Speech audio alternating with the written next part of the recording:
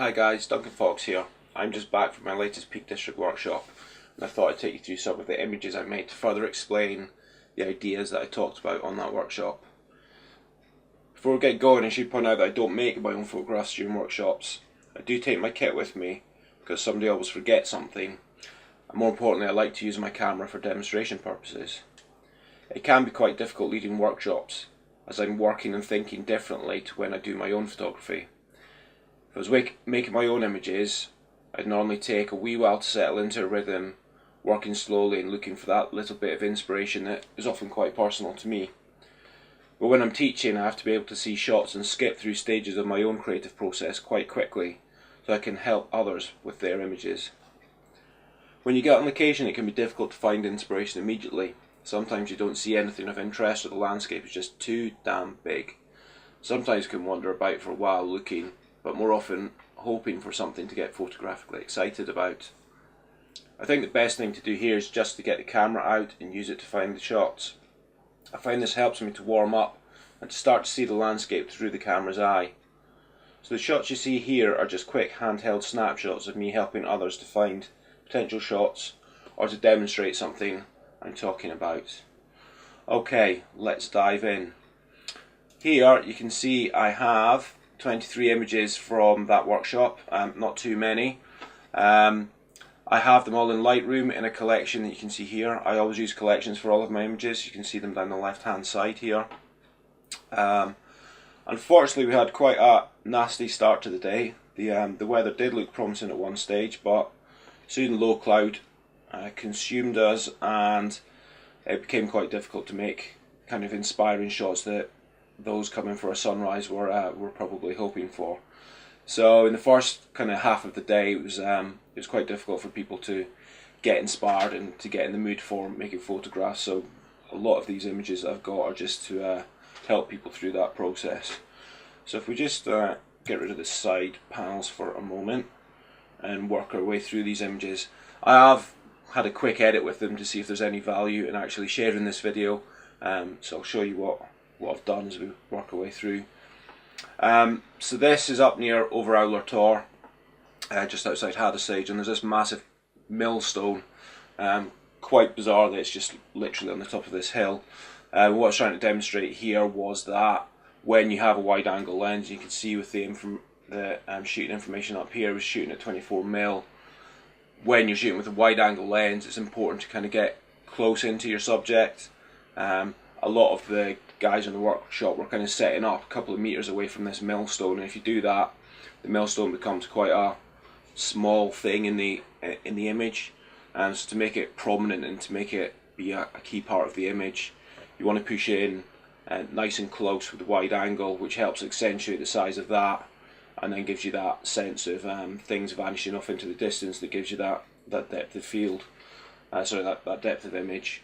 I love this little rock here, which looks like a polar bear on its haunches.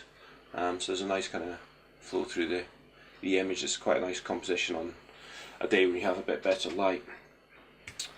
Looking at the next image, one of the guys was really struggling for inspiration. Up in the moors of the Peak District, you just have bracken and heather.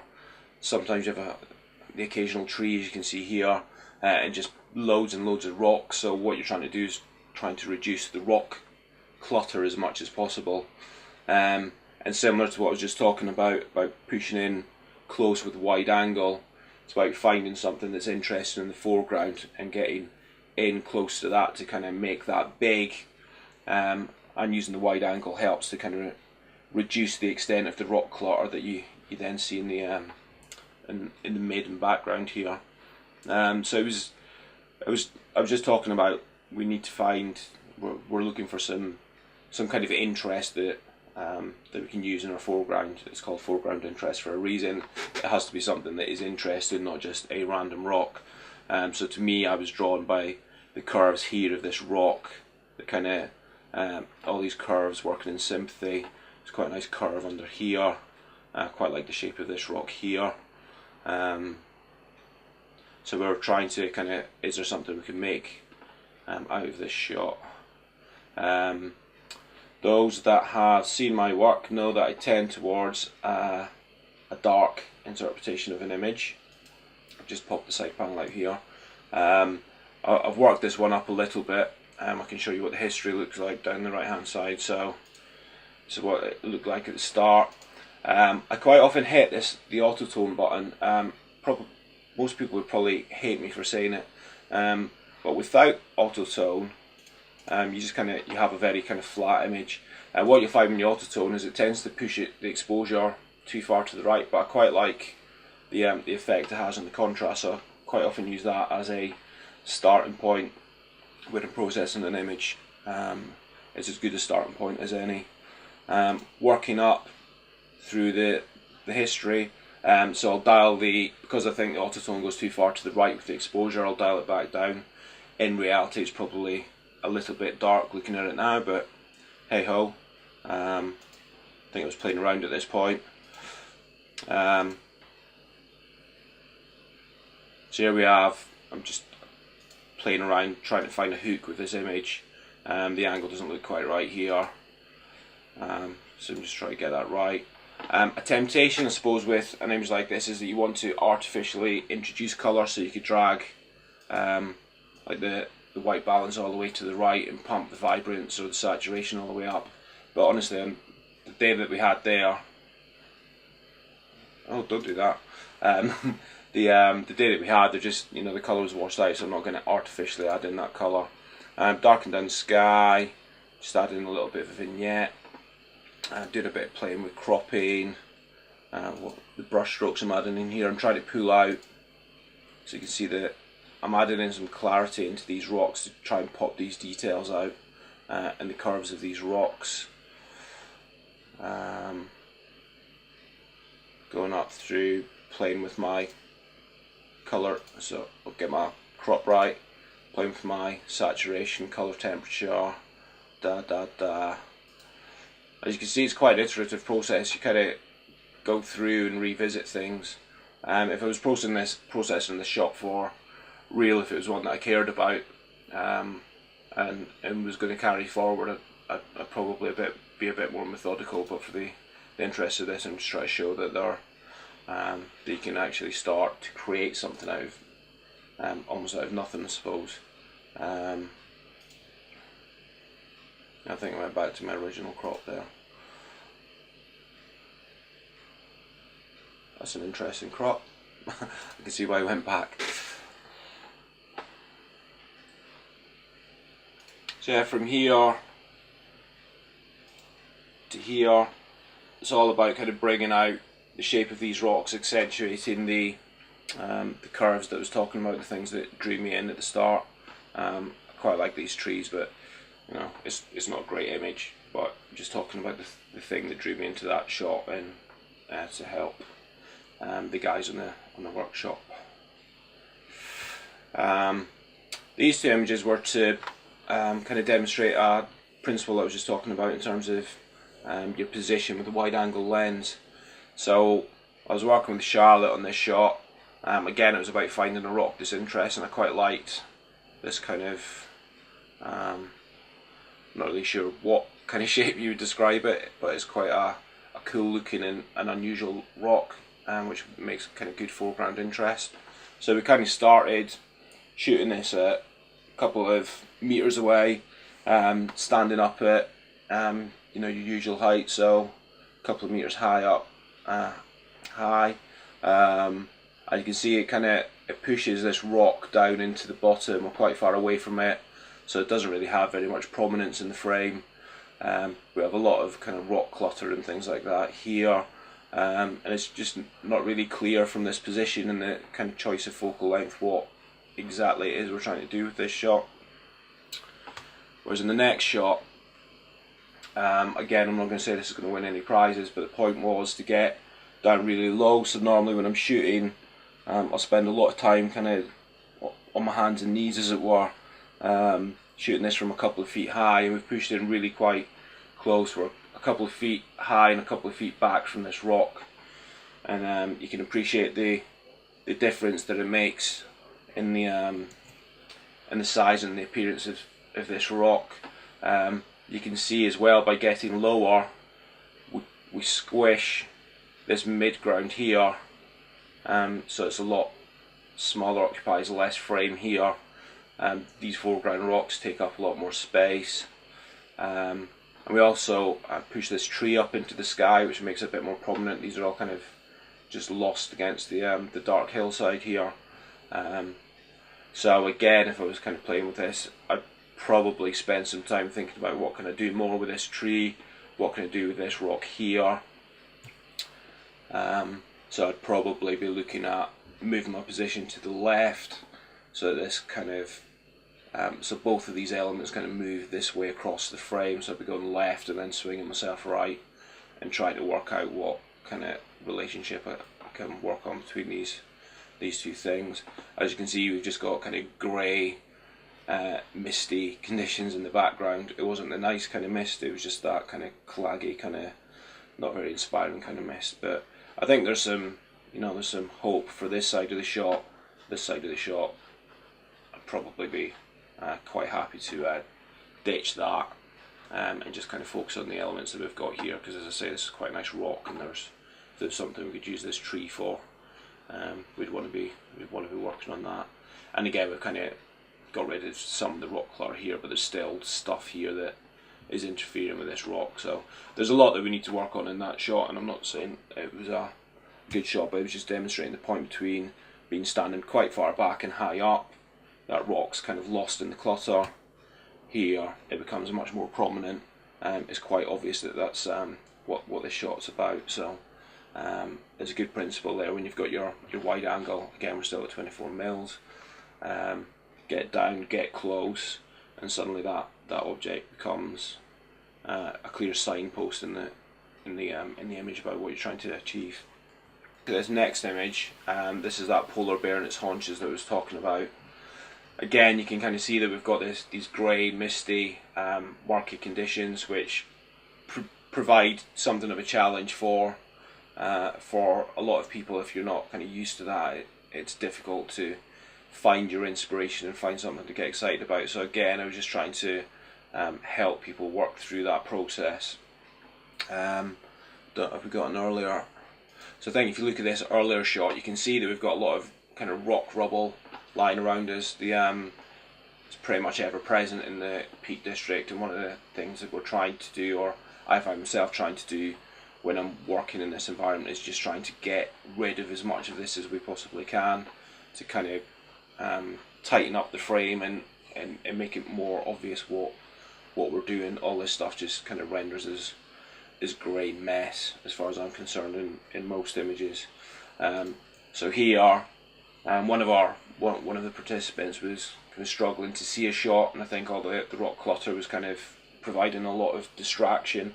And again, I kind of talk about the need to find something that you find interesting, and then work on the shot about that. So I was like, this is an interesting shaped rock. It does look like a polar bear or some other animal. Its back end, its eye here, and its head, etc.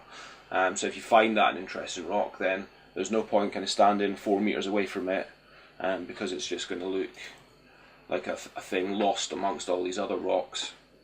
So you want to push in tighter to it, and suddenly the viewer is now under kind of no illusions that this rock is important, that this rock is something that the photographer found of interest. We've got a lot less clutter about us now, and again, we're shooting this at 24 mil. We're a couple of feet away from this big rock. The idea that I was going with, I don't know if it comes out in the next image, not really, was kind of, there are these layers in the valley and beyond, so there's kind of a sense of this is a kind of gargoyle surveying its territory off into the far distance. Compositionally, I think we've been a bit too aggressive. We've got, I'd say that you want to get low down and close to your subject, but I think here we've probably gone a bit too far, and this thing is huge. I mean, it's about a third of the frame, if not more. So yeah, you want it to be prominent, and you want a signpost to say this is part of the image.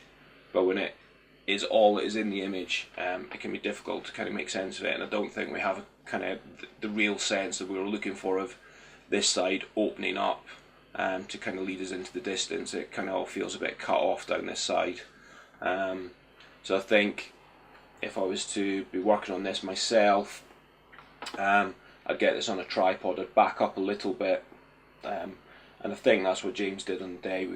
We backed up a little bit and we took a step to the right, which just kind of flat pushes the backside round a bit and pushes the nose a little bit round the corner, so that this kind of squeezes more towards this side of the frame rather than kind of sprawling across all the way. And then that kind of opens up this side for us for a clearer view down the valley. So yeah, you want to be close, but sometimes you can be a bit too kind of aggressive with that, and how big you want this object is what's going to guide you. Sometimes you want to get really close if this object's quite small. If it's a large object, it gives you might want to back up a bit, otherwise it just becomes a bit overpowering in the final frame. I think here, have I cropped this? Yeah, so it's pretty much the same image we've got here that I've cropped. If we look at here, we've kind of got this rock coming in, and for me that's kind of like a distracting element. That's kind of, I'm looking at this and then I'm kind of jumping up here. It's darker, it's kind of dragging my eye out of frame.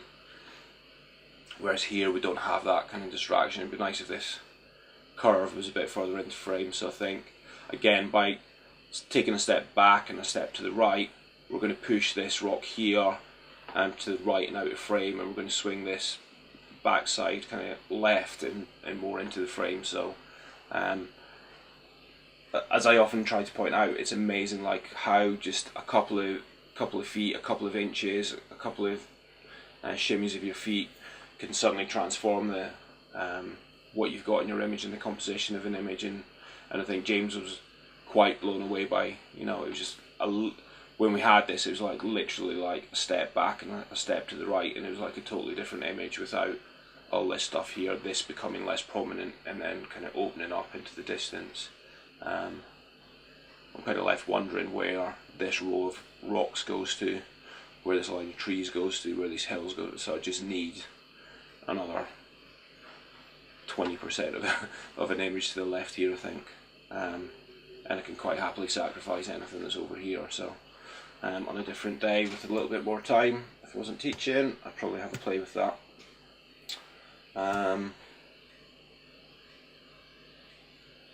Looks like we went back to these rocks, showing somebody else what I was looking at. This one's way underexposed.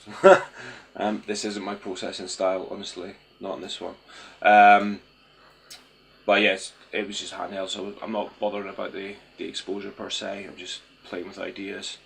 There were some funky rocks that we found in the foreground, and we have this rock formation called Mother Cap, so just seeing if these lines help to bring us up to the cap. I think we were all kind of drawn to these birches that were blowing in the wind. They're kind of cool, they're quite nice shapes, but they're, when you're shooting wide, so again we're still at 24 mils, that and Mother Cap are kind of quite small in the frame. If we wanted to make those larger in the frame, we'd have to back up and use a longer focal length. The reason we select a focal length is normally not to do with how much stuff we get down the edges of the image. It's more about how do we want to, what kind of relationship do we want to create between these foreground elements and this background. So a longer focal length will make this and these trees that bigger, while we can kind of maintain the size of our foreground. A wider focal length kind of makes these all smaller, and yet our kind of foreground is about the same. So when we change, if we want to change the relationship, we change our focal length and we change our position so that we could keep this about the same size whilst making these a bit bigger.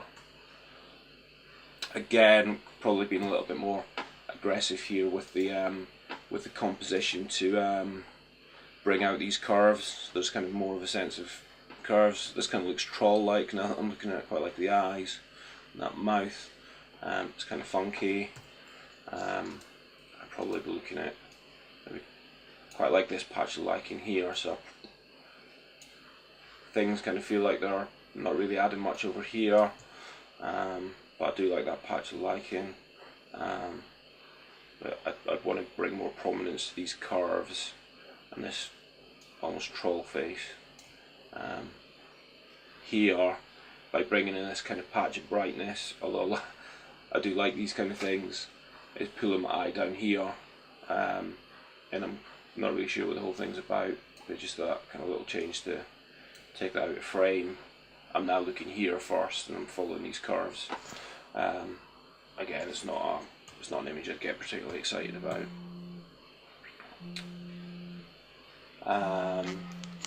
This is again kind of playing with mother cap in the distance. You can see we've got a longer focal length now. We're at 41mm, which has made these trees. I think these are the same rocks as we had here. If you just kind of do a comparison on those, you can see this bit here is the same as this one over here. But by going from 24mm up to 41mm, these trees are a lot bigger. Mother cap's a lot bigger. There's a lot more going on between these elements now, whereas here all this background stuff gets very lost.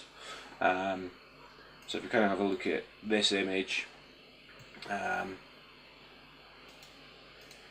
starting out with where it was, again, we're not really going to worry too much about the underexposure. If I was shooting this for real, I'd nail that whilst I was on a tripod. You can see the effect that clarity has. I'm a big fan of clarity, but it has to be tastefully used, I think. If you push it too far right, things get really grungy and a bit funky looking, which can work in your favour depending on the type of shot you're going for. But here, where we're probably looking for something that's a little bit more natural looking, we don't want to push it too far. But you can see the effect it has. It just kind of brings out the contrast. It works particularly good, particularly well on kind of rocks, bringing out the texture in the rocks and kind of accentuating any kind of edges to these. Clarity basically improves your mid-tone contrast, so it leaves your kind of black and your white endpoints the same, but it just kind of boosts those mid-tones, which tend to have quite a lot of textural data, so it adds a lot of texture.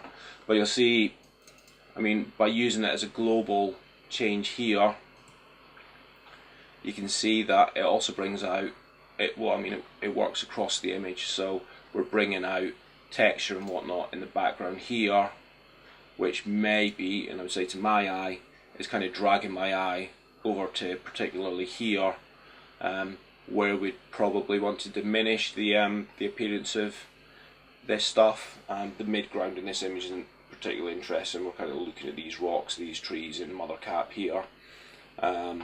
So kind of pushing our clarity globally isn't doing us any favours. So if we just go to our kind of final shot, let's just we'll redress things in a minute. Let's say we kind of killed our clarity. I prefer to use clarity as a local adjustment brush. So I'll go in and I'll use my adjustment brush and I'll just paint in where I want to bring out that texture. So I want to really accentuate what's going on in these rocks. So I really want to bring this kind of stuff out. Mother cap, I want to kind of pop out from that background, and I also want to kind of add some more to those trees. And then I'd say you can see that where you've got kind of white bits, those little patches of lichen and things like that, it suddenly becomes all a bit too bright, so you have to be kind of careful not to push it too far before it kind of gets a bit weird looking. And then you can also kind of erase bits of it where you feel it's just getting a little bit too much. So it's kind of a little bit, if you just reduce the flow of your brush, you can just kind of tame it in some areas where it just feels like it's a bit crazy. Similarly, you can actually, if you want to kind of reduce the appearance of kind of these middle areas, I can use a negative clarity brush, and often you'll not see what it's doing at the time, and I quite often use I'll do a undo and a redo, which kind of helps make things become more apparent. or you can flick this little switch here and it'll switch off your brush adjustments and switch them back on again. It's annoying it appears as a thing in your history. I think that's quite annoying. I'm just trying to toggle it to see if I'm liking the changes made, and I'd say in some cases I'm kind of not, but just for demonstration purposes, that's what we've got. You're probably quickly drawn to these patches that have the boosted clarity, whereas there's not a lot going on where we've added the negative clarity.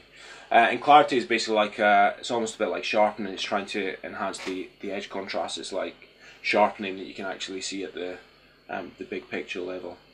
But yeah, again, not a shot I'm crazy about. If you see what we've done with the crop, I quite like my 4x5 crops. I don't like this kind of patch of mid-ground that's popping up here, so I've tried to get rid of that. I think as well there was a twig or something poking up here. So with the original crop, there's all just a bit too much going on here around this side. If we put the crop back, it becomes much more focused around this area here, these trees, so there's kind of like something happening here. Again, not a shot I'm crazy about, but hopefully it shows you some of the ideas. This shot on the other hand, I did get quite excited about when I got home.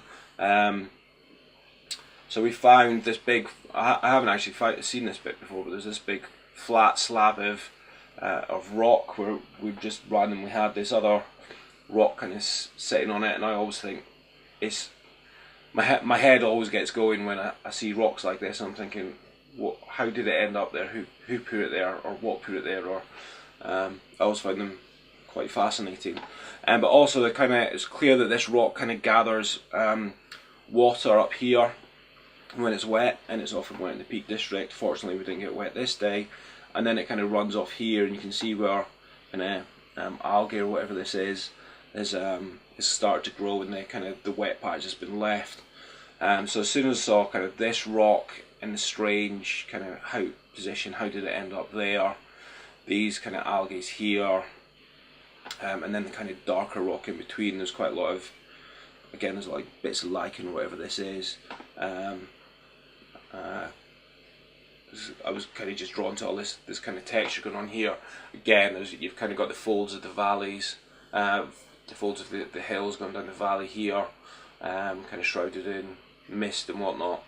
And I do like the kind of purple you get in these birches. So there's quite a lot that I kind of liked about the elements that I've got going on here. I like this crisp wrapper down here so much. I wish people would take the rubbish home with them. So I got drawn into this, and I was trying to help, I think it was Craig at the time, with this shot. We were kind of trying to find inspiration. As soon as I saw this, I was like, Craig, I think there's something good here. And we started working on it. So I've actually got a few shots of this where I was trying different things, trying to show him kind of what opportunities we had. We're at 24mm. We don't want to get, this rock is our point of interest, but there's no kind of doubting that this is our point of interest. So we don't want to get too, I think it's about right. We don't want to get too close to it and kind of make it huge. We're in a kind of good position here. The position's not good for this stuff. Ideally what we want, and I think we've got it in, Craig's shot. I don't think I spent enough time working on it, but what we wanted was this sense of this kind of going from a corner and down. This is kind of my final shot, which I like some of this composition. I like the textural stuff that we've got going on here. There's a bit too much of this dead bracken that is dragging my eye into this kind of messy area. Again, purple birches, and then this kind of receding lines in the distance. I really like. So for me, this is kind of all about the textures of this rock. And that distance, the square crop is to address where originally I thought I liked this here, kind of green here and green here, almost like a V shape that then kind of sucking in the rock like a tractor beam. But this just all kind of looks a bit dirty to me in the end. And then we also have this kind of rock clutter that's coming in the distance, and the rock kind of ends up a bit central, and it all kind of starts feeling a little bit unbalanced and whatnot. I do quite like this kind of black pattern that runs along here, and these lumps. But this bit here, leading out to here, I kind of find really annoying. So I've kind of killed that with a 1x1 crop, the square crop, and suddenly the frame becomes a lot more simple. It's about this here, these trees, and this. And as I say, we've just got this stuff here that I'm not really that excited about. I'd quite happily get rid of. I think I did try to have darkened it down using an adjustment brush. So just trying to, that's what it originally was like. Again, the application of clarity here is really started to bring out the kind of lighter tones in this rock, and it starts to get a bit kind of unnatural looking. So I kind of undid some of the clarity and darkened that down just a touch with one brush. But it's this area of kind of bright brown I'm just trying to get rid of,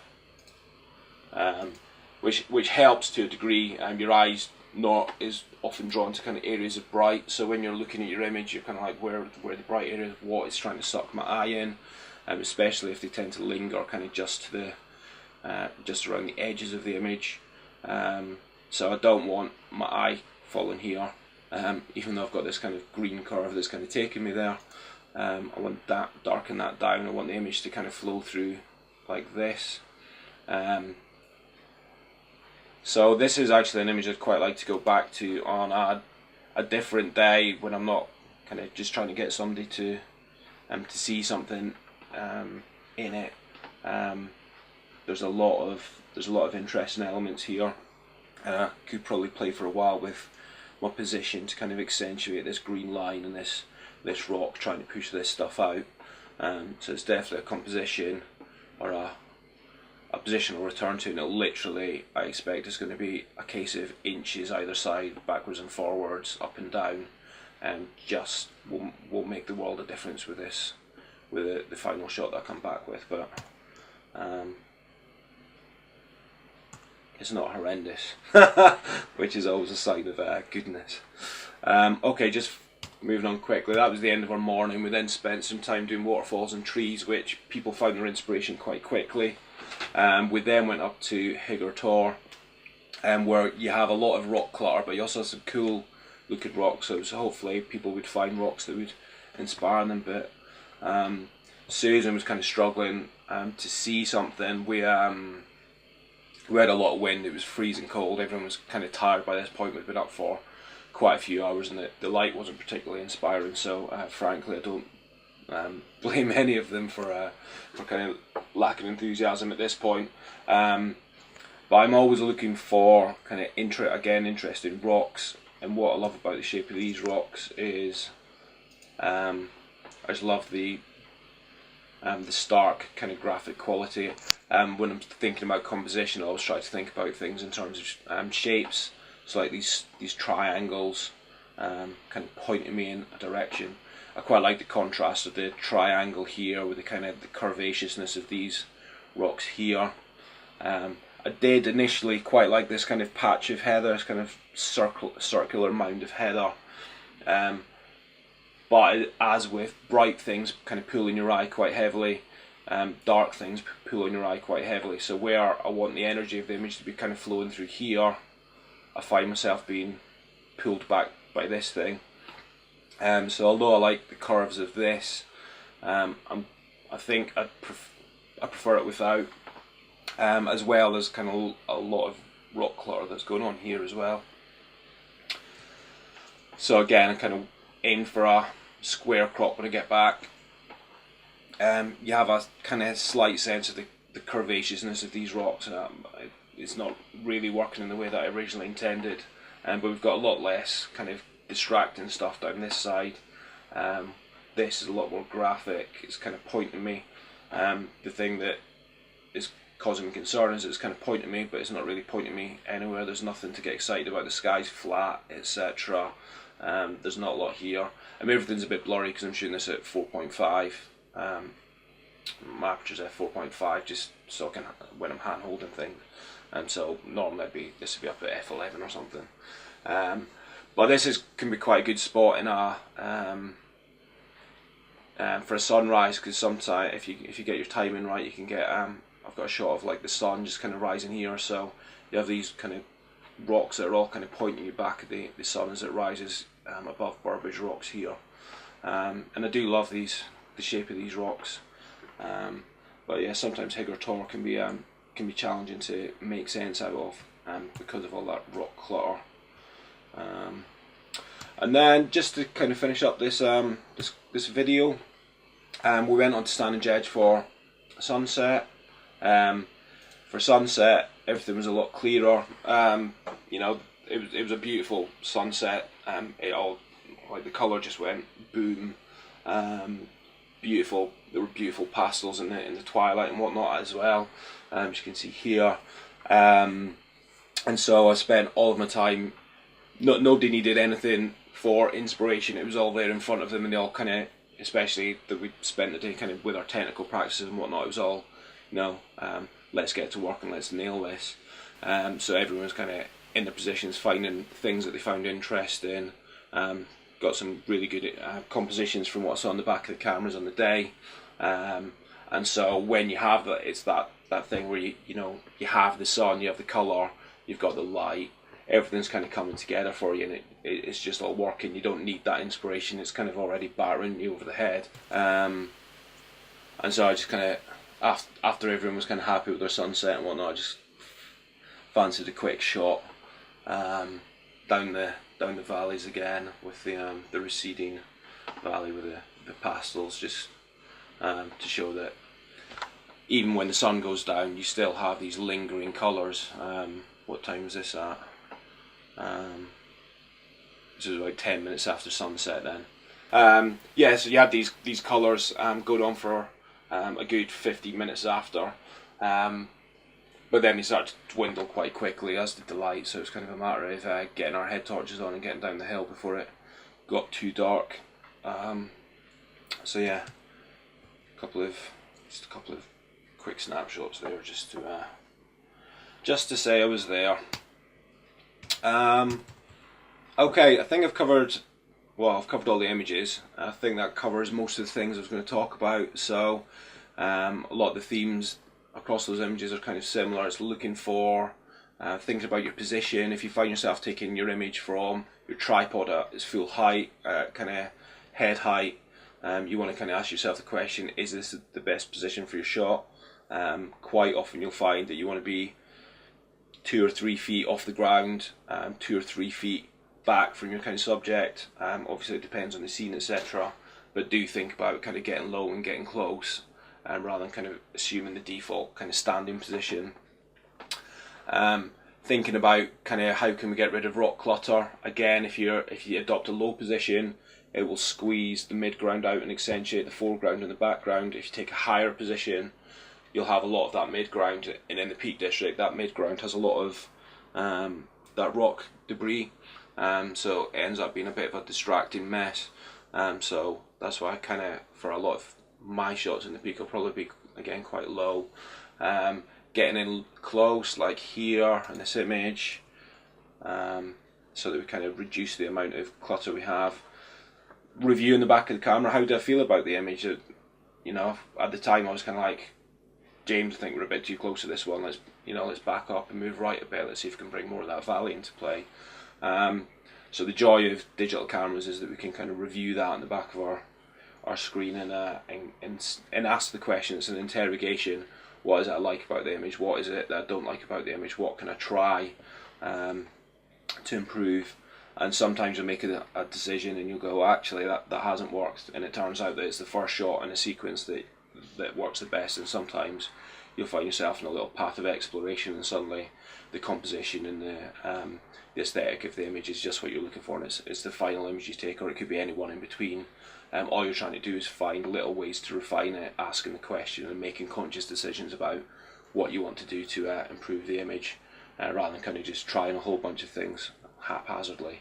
And you get a lot more kind of sense of satisfaction out of it when you know that you've created that through conscious thought.